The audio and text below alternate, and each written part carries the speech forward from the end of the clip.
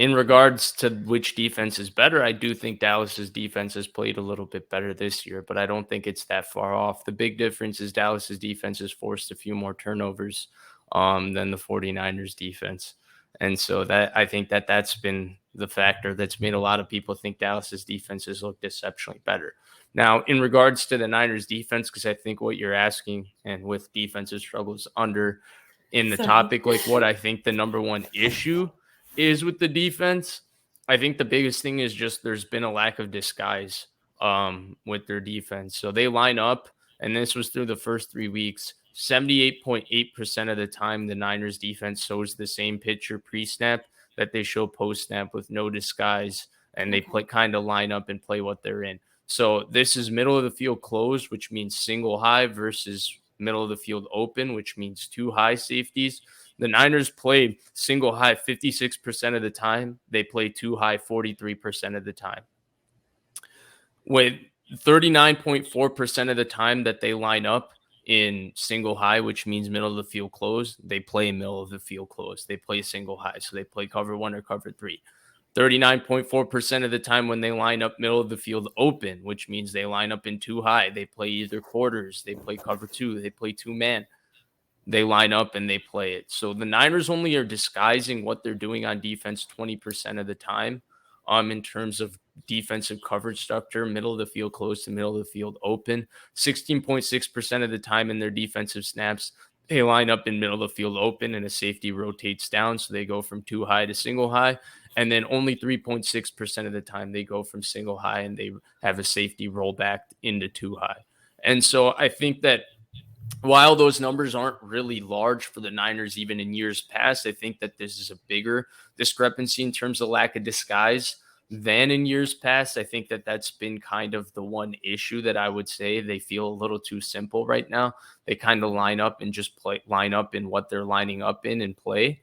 And so that's where if you ask me, like with Steve Wilks, I think that the expectation is he's going to put more of a creative flavor on this defense because that's something we've seen in the past, and I think that's yet to come. But right now we're seeing the Niners defense go through an adjustment period where they're adjusting to a coach who's adjusting to calling a defense that's new to him with personnel that's new to him. And I think that we can't expect that to be totally seamless.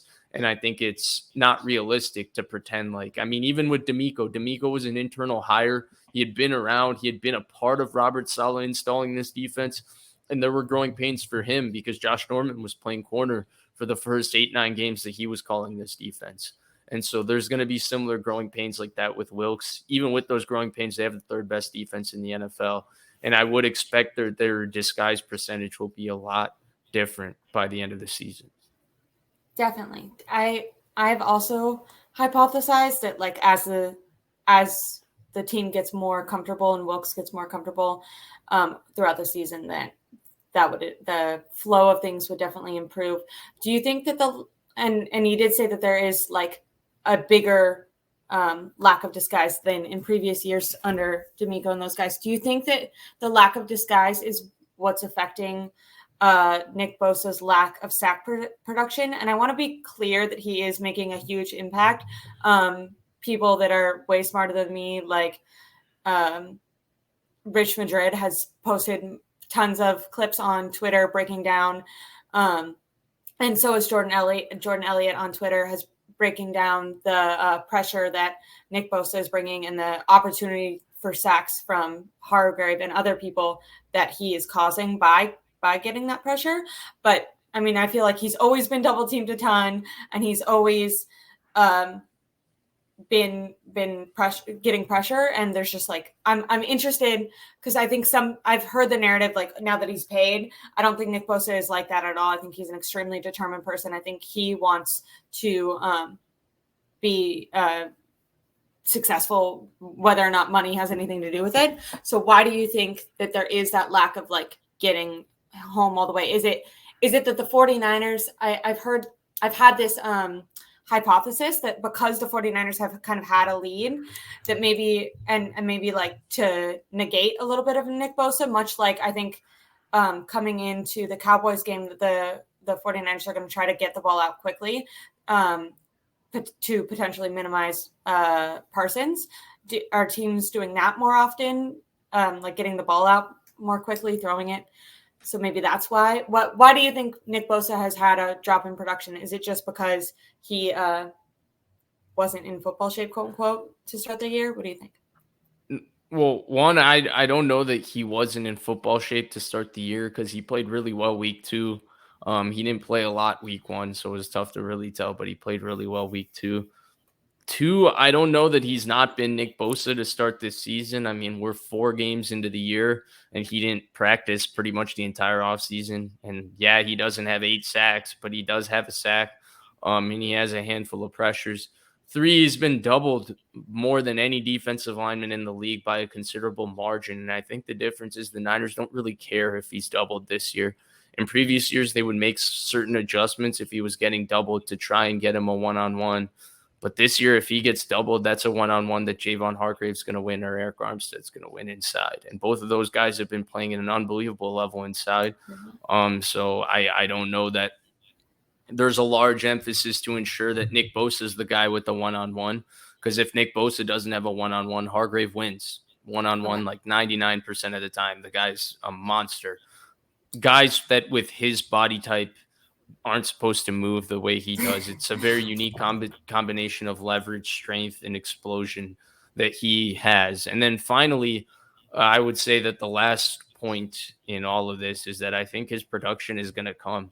Sometimes that you can have a dry spell with sacks where you're getting there, but you're just a couple steps away. Nick Bosa had this problem earlier in his career when he would rack up a bunch of pressures, but he wouldn't finish plays. And I don't really understand the freak out. I feel like, okay, there needs to be something to talk about.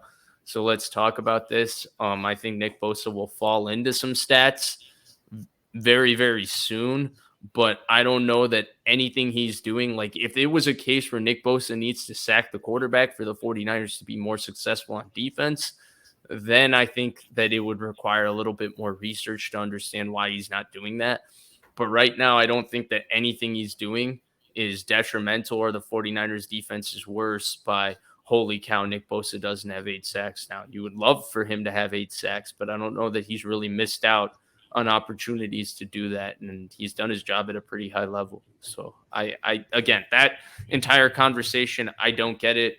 People keep having it, and I guess it's relevant right now, but that's one that doesn't make too much sense to me. Okay. Sorry, Jordan Elliott wrote something in there, and I was like, what did he say? Because it might be important. But he was asking you about, do you know what this means? Yeah, I do. Ask him what happened to City last weekend. Arsenal had a quality Bournemouth performance. We won't talk about what happened in the Champions League game yesterday, though. Is that soccer? Yeah, EPL. I knew. What is the other thing that you're into? Tennis, right? I'm into a lot of sports. I watch tennis. I watch soccer. Soccer's what I grew up playing. I watch football, obviously, obsessively. Basketball. I follow a lot of sports. A few more in there. Okay. Baseball is the only one I don't really follow.